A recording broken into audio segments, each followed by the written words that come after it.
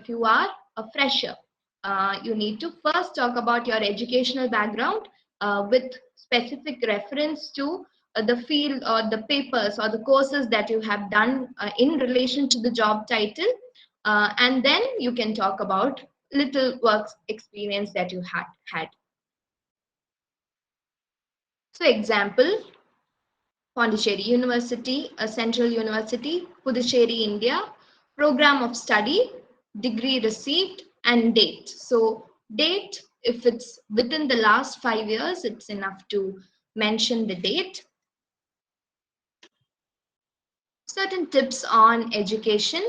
Dates are not mandatory. It's not compulsory that you should mention your dates unless and until the employer needs it, or the employer needs to verify your details. And omit high school if it's not demanded. So you need not really put in your high school education details if it's not demanded. And you have something called the major GPA and also the overall GPA. So major GPA, which is your field related or subject related, and overall GPA that comes along with all the other courses, elective courses and other soft skills and all that you might have done as part of the course. So include your overall GPA at all instances. If your major GPA, subject related, subject oriented GPA is higher than your overall GPA, then include that in the resume. So you need to mention that it is your major GPA in your brackets. Okay, you need to indicate that.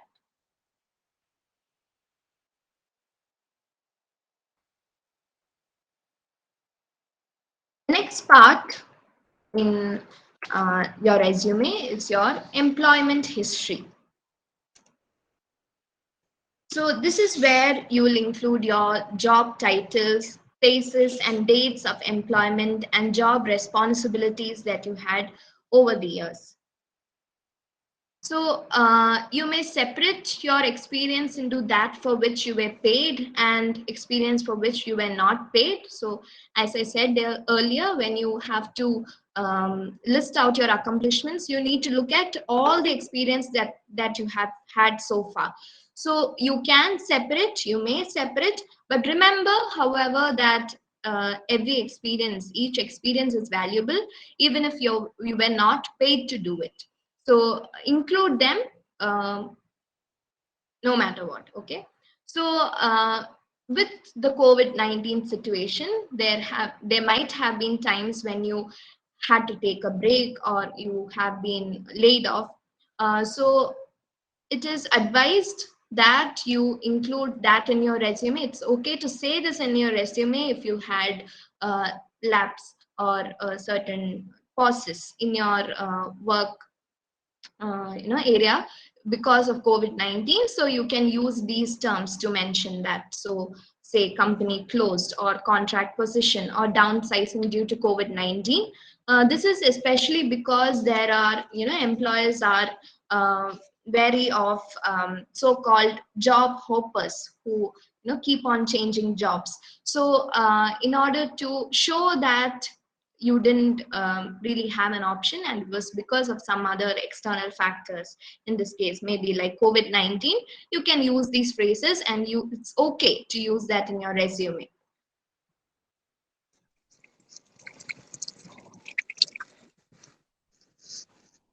Certain tips when you write your employment history: don't go back to more than 10 to 15 years.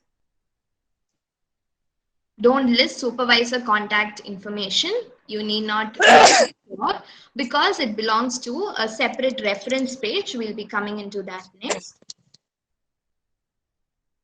So after you have written all these information like identification, objectives, showcasing, summary statement, qualification, education, and employment history, there are certain additional information that you can add. So what you should add and what you should omit. So include such things as business, professional, social, or civic affiliations, honors and awards that you have got, military service. So any extra additional achievements that you have had, make sure you include them. And also omit all personal information, including marital status, age, state of health, etc. So this is when it comes to resume, right? So omit all of these information, personal information. So here are certain resume bloopers which were collected by Robert Huff, who is a founder of a California-based persona service. So he had collected resumes over a period of time, and all the mistakes that he had come across, he had collected them and put it into a file. So it is very interesting to note this, and he has an advice for all who are seeking employment, who are writing resumes based on all that he had collected. So as you can see, it'll be nice if one of you can switch on and read it.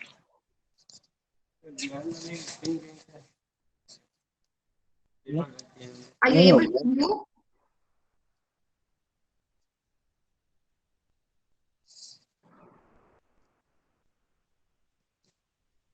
Are you able to view the screen? Yes, it's visible. Okay. All right. I don't think anybody is reading. So I'll pick out a few here. See, the second one, it says education, college, August 1880 to May 1984. And he has put a comment, must have been a tough curriculum because it's running for so many years.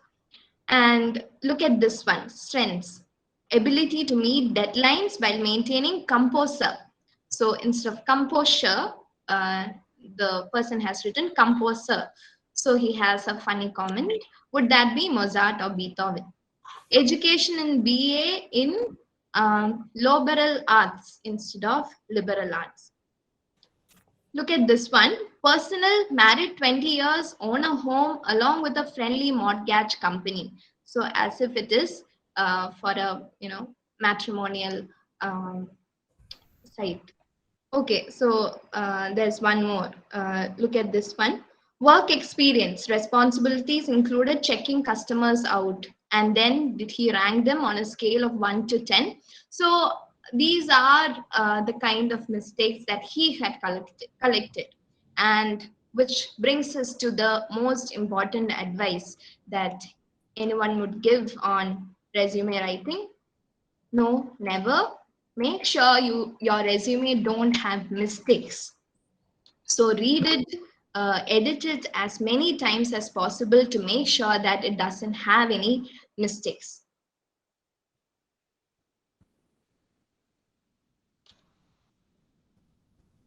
Now you have written so far, you have given details by yourselves, your details by yourself so far.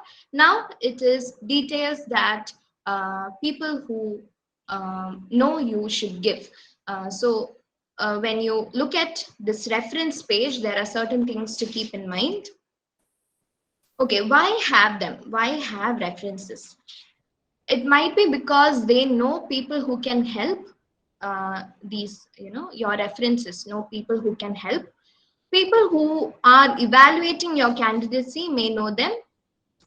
Also, these references that you get will indicate the breadth of your experiences in a short and crisper form, and also it will also indicate your professional, academic, and personal areas. So, and it is also a third person's point of view.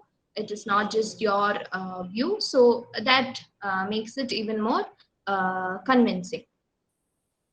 So you might know this, you can have a reference page. So ideally, this is a separate page from your resume and your cover letter. And this page should be included with any application material you submit. That is your the reference letters that you attach. So Ask your references when you find people who can refer you. First of all, ask your references if they feel comfortable being your reference. Give your references copies of your resume as well as a description of the job you're applying for, because they are doing you a favor. So help them with these details. And please do not forget this. Thank your references. That's very important. So now, whom should you approach for referring you? So you can include current practitioners, as in people who are working in the same area that you are applying to, who can recommend you. You can also include people from your academic backgrounds, as in your professors, who would know what your academic credentials are and who know you personally as well. Then work from your workplace, if your higher authorities can recommend you, or personal here refers to all these other areas, other people who can refer you, who can also talk about your personal aspects in relation to the job title. And who you should not include: relatives or parents, brothers, sisters, so people who don't know you. So certain times, if you tend to look for people who are, current practitioners, but who really don't know you, that is again a no. And big name people who you don't know, so you shouldn't include them. Now, there are two basic resume formats. You will get a lot of templates on the internet, but there are two basic formats when you write a resume. One is the chronological format. So this is for people. This is good for people with extensive work experience. So this work and educational experience can be listed out in the chronological order, in the reverse chronological order. So this is one way in which you write resumes, one format. The other one is a combination one, and this is good for people who are career changers and who had gaps with employment. And in this kind of a format, you will have to combine both your skill sets, and you can have a chronological listing. So which is why it is called a combination format, because you can equally look at or emphasize on your skills as well as your limited, or rather changing career experience.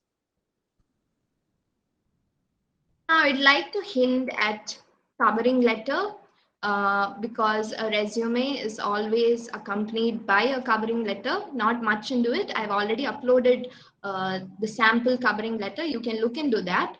So the purpose of a covering letter is important. It is to introduce you to an employer, give them a frame of reference, and also to provide a sample of your writing ability. Writing a covering letter is even more challenging than writing a resume, because it should show your writing skills much more than in a resume. And some employers focus, why covering letter is also important, it's because some employers focus on the covering letter while others focus on the resume. So it happens either way. So make sure that you invest time in developing both. Now, this is one way in which you can set yourself apart from 99% of job seekers out there: giving a thank you letter. So it is one of the most important yet least used tools in a job search. And the purpose of thank you letter is to establish goodwill. It is to express appreciation or to strengthen your candidacy. So ideally, after your interview, so you have written your resume, you have sent it along with your covering letter, you have been called for an interview. After employment interviews, Thank you letter should be sent within 24 hours of each contact to all that all of the people you have come in contact with, as in all the people who were part of the interviews, or the people who have contacted you, sent you invitations to attend the interview. So thank you letter should be sent within 24 hours. Also be sure to send thank you letters to individuals who granted you information on interviews and to people who provided references for you. So this is a very effective tool. Set yourself apart.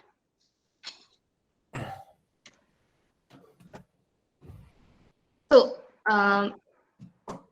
to be more familiar with thank you letter, you can make it brief. It should be a brief letter. Again, I've sent you a sample letter. You can refer that. If you have a personal relationship with the person, you can send a handwritten thank you note card. You can note the date of your interview so that the interviewer would, or the recipient would remember you when you mention the date. You can also highlight a key point from the interview. So um, if there is something that was the highlight of your interview, you can mention that so that the recipient would remember you. You can even restate your strong interest if you have one, highlight your qualifications once again, and be specific about why you are interested in the organization, again in your thank you letter. So it is kind of a way in which you can restate your interest and emphasize on how you are a good fit for the organization. You can also thank everyone with whom you interviewed, and lastly, send one even if you don't want the job. So after the interview, if you feel like, okay, I do not want this job, or if you got some other opportunity and you would want to shift, send one, because you never know when you will meet the person again. So it is a good gesture. So with that, we have covered all the different parts of a resume.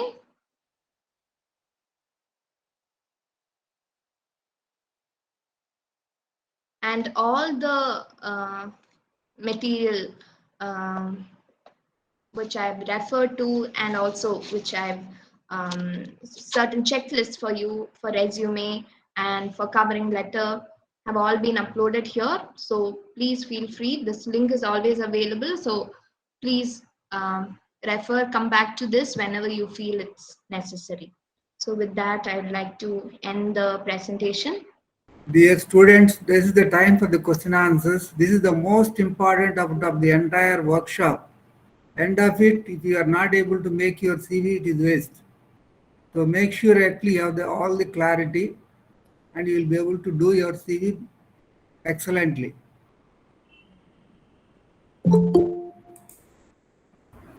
Hello, ma'am. Good afternoon. Good afternoon. I'm Someshwari. Hi. Actually, I have a query. So, as a fresher, as a fresher student, they don't have any experience, right? So, Yes. instead of experience, which we mentioned in the resume, so what kind of things we can add into our resume to get it is more effective to the interviewer? So, for example, some we can add as a project details, right? So, while we are in the final year of graduation, so students can add the project. So which what can I summarize in that particular page? Okay, so thank you for that question. So when you have to, when you are a fresher and you have limited work experience, first of all, you need to look out for the job description. So when you are called for a job, you will the job along with the job title, there'll be something called the job description, which actually gives you the skills that they are looking for, the employer is looking for. So try to see if in your academic journey with your curricular co-curricular activities, you were able to bring in or experience any of those skills or put into use any of those skills. So if you have, you can pick words or skills from those the job description and your personal experience, I mean practical experience, and you can add them. So you can also refer to the list of skills that are given there apart from your education. Okay, ma'am. Actually, so there is no need of to add the project details in the resume or not. Of course, that is part of your academics. You should mention your project because it is an important practical skill.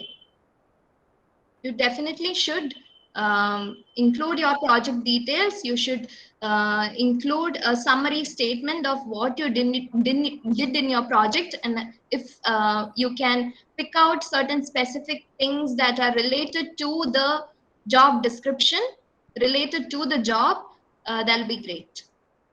Okay, ma'am. Thank you. Okay. Hello, ma'am. Hi. Hello. Hi. Ma'am, is this necessary to put marks in our resume? Because when you are experienced, like me, I have 3 years experience. So is this needed to put marks, I mean academics marks in resume?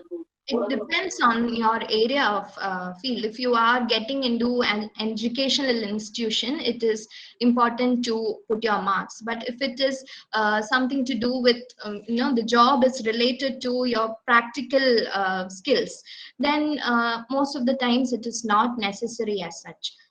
Say, for example, depends on your area. It changes according to your area. For example, if you're Uh, a graphic designer or yeah, actually, ma'am, I'm in HR. So is HR. this needed?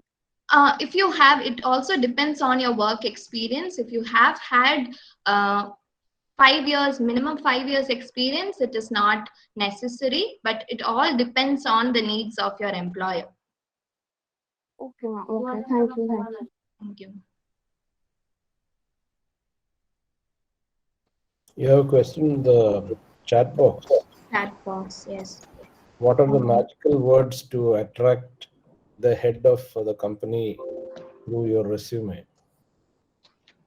Do you have any magical words like that? Magical words to, can you repeat that question, sir? Could you please repeat? What are the magical words to attract the head by our resume? Magical words again have been posted. A list of words have been posted. If you want, specific magic words, um, um, go back and look into their vision and mission. That's what I would suggest, because that is where your objective should come from also. So refer always to your vision, to the institutions or the organization's vision and mission, and try to identify those skills within you which are going on par with the vision and mission. Okay. Any other question?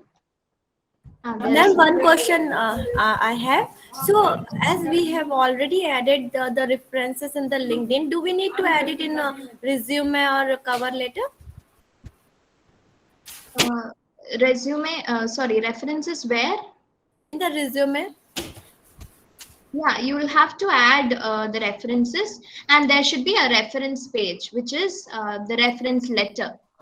Are there any more questions? Ma'am, I have another query. For example, presently I'm working. So if we have any 5 years of experience, so in reference contacts, we have to give the our last one which we are working, or else we can give any other reference which related to before 5 years experience people or not. Yes, you can. Okay, You definitely can. thank you.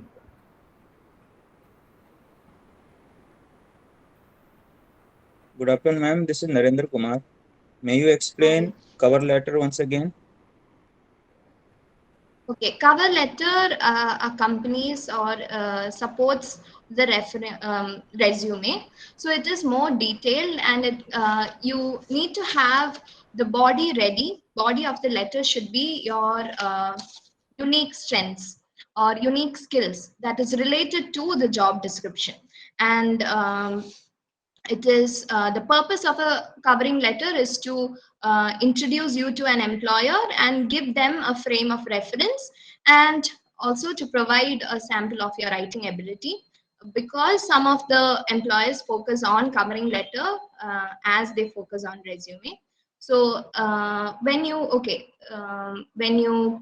have written a covering letter, it is, once you have developed one, it is important that you keep it, hang on to it, with both hands. And the body of the letter will always highlight and showcase the key points that you wish to stress. And then all you will need to do is to personalize it to fit to an employer's specific needs.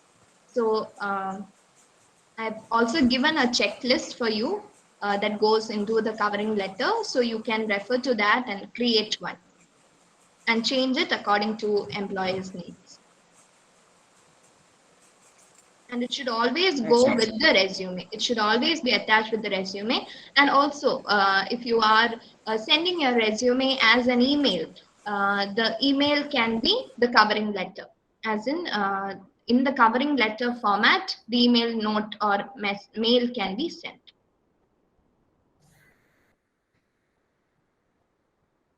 Thank you, ma'am. Thank you. There is this question, please give some examples of strengths and weaknesses that should be included in the resume for a fresher, I think. Yes. Okay, so weaknesses need not be included in your resume, because it's only, it's only one page, and it should be your advertisement. You are selling yourself. It needn't be included in your resume. If the employer is interested in your skills and strengths and calls you for an interview, the employer would verify if you have any weaknesses, or the strengths that are given there, skills that are given there is correct. So that'll be verified by the employer. Then whether the design of the resume should be attractive or really good looking, is that really important? That's another question from a participant. Yes. So again, it is depending on your job title. So depending on that, if it's something related to designing or graphics, or something to do with the creative field, you might have that might have equal importance to how it is presented also. But generally, it should look neat. It should look specific. It should look organized, which is why it is divided into so many parts. So it should be organized, it should be crisp and clear and short. And there is one more idea that you should, if it goes to the second page, if it spills over to the second page, try to contain it within the first page. If the second page is not filled at least to 3/4 of the page, if it's just in the beginning of the second page, try to contain that information in the first page itself. Okay.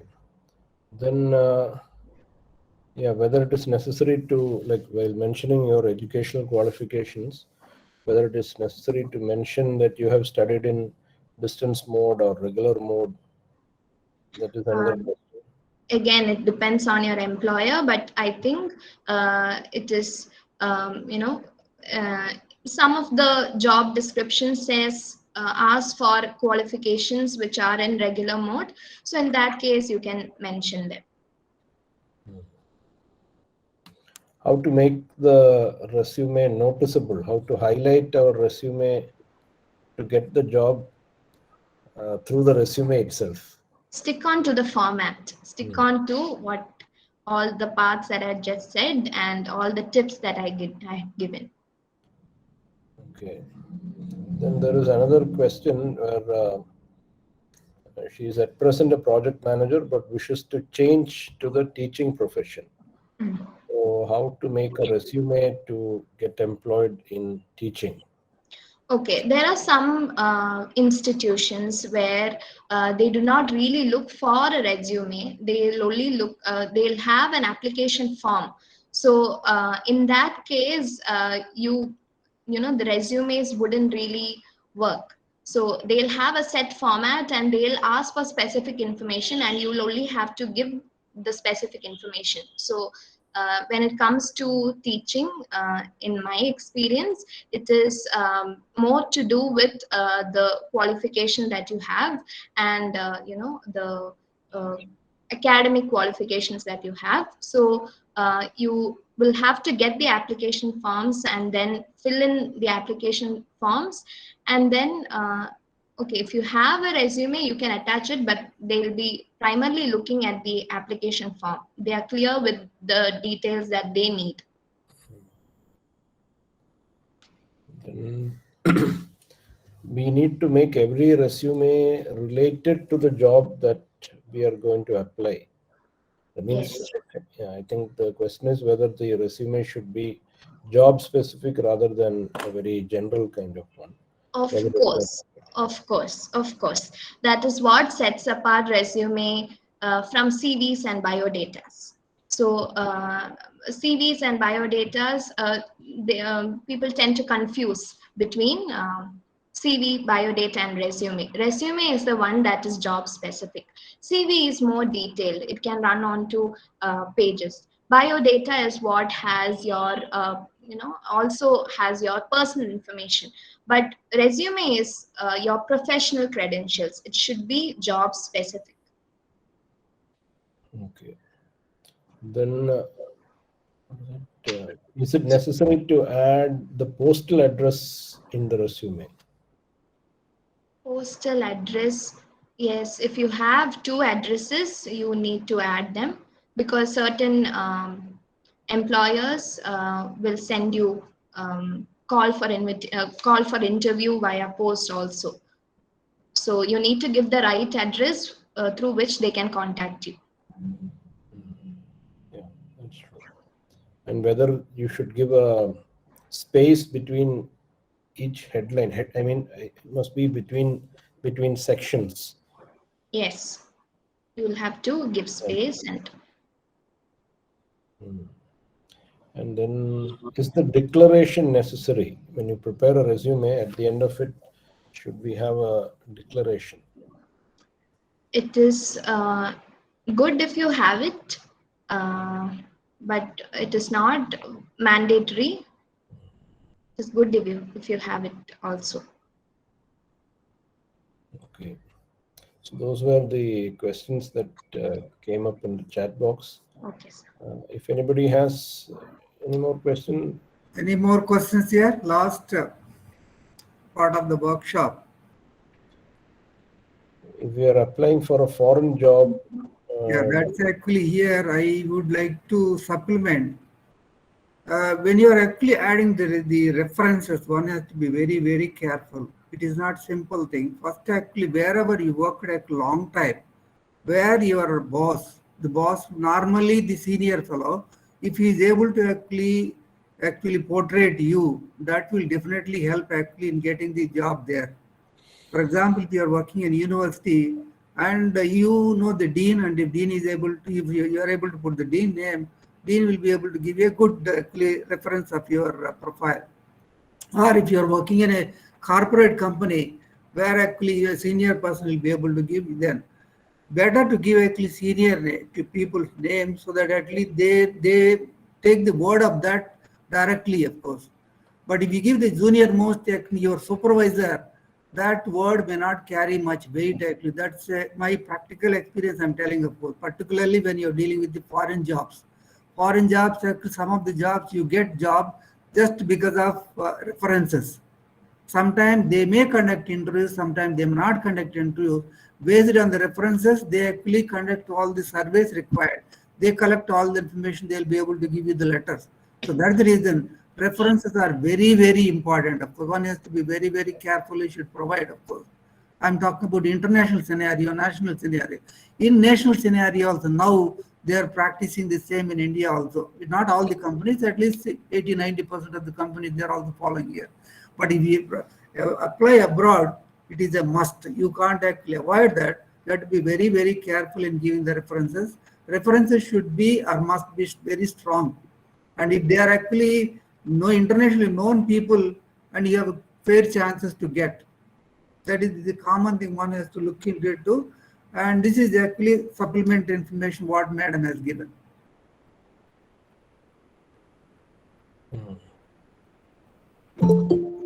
Okay, any more questions? DD is valuable for our job. Pardon? The last question. No. Is DD valuable for our job? Oh. C versus resume. Not CV, sir. DD, Directorate of DD. Oh, okay. Oh, they're questioning me. Yes, definitely, yes. There's no doubt in it. And the distance education actually qualification, there is no bar because it is at par with regular degrees. Even a person actually who is getting a distance education, he can apply for IAS. Any of when you are getting IAS, there is no other actually bar for other jobs. Yes, there are actually bars, particularly the practical oriented these courses. For example, if you are we cannot give you actually any kind of actually the science oriented are actually any kind of professional degrees. But as far as actually social sciences, humanities, and there is no bar actually. They are at par with actually regular degrees. There is no bar actually for the distance education. It is actually gazetted. And it is a parliament passed actually bill. It is there. It is at par with the regular. There is no actually difference between the regular and distance education. And now the trend is actually more going to the online, of course, blended. You can't say this is a distance and this is actually the regular. So we need to see wherever you are, the quality education, what you are getting is more important. You are enhancing your skills wherever you go. You get a degree, for example, I've seen people who got actually 7, 8, 9, 10, 15 degrees. And they are not able to write one paragraph. What is the use of that? That's not, of course. You get one degree because we have actually faculties on campus. All through they are distance educated. They are professors here. There is no bar to that. But there are students actually who are educated regular and they are not qualified, of course. How do you justify that? That's the reason actually whatever the degree you are taking, the quality, the stuff is more important than actually from where you are getting.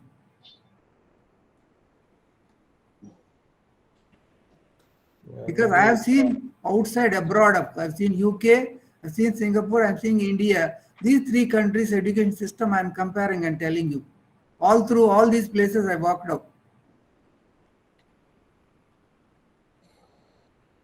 So you don't worry about actually where you are getting. You make sure your degree is actually has value. When will you get the value? When you have actually stuff, when you acquire the skills, when you acquire the knowledge. So that is the reason actually we're trying to expose you all these actually kind of workshops, international lecture. No university in India is providing, I'm telling you. Talk about it. Even I'm from Delhi University. Go to Delhi University, nobody is providing you. We tried, because next week we are going to have actually another series of international lectures. We try to expose you to the international experts so that you will have actually familiarity with the international scenario. This is what actually the skills enhancement, what we try to give in addition to the regular teaching what we are providing you.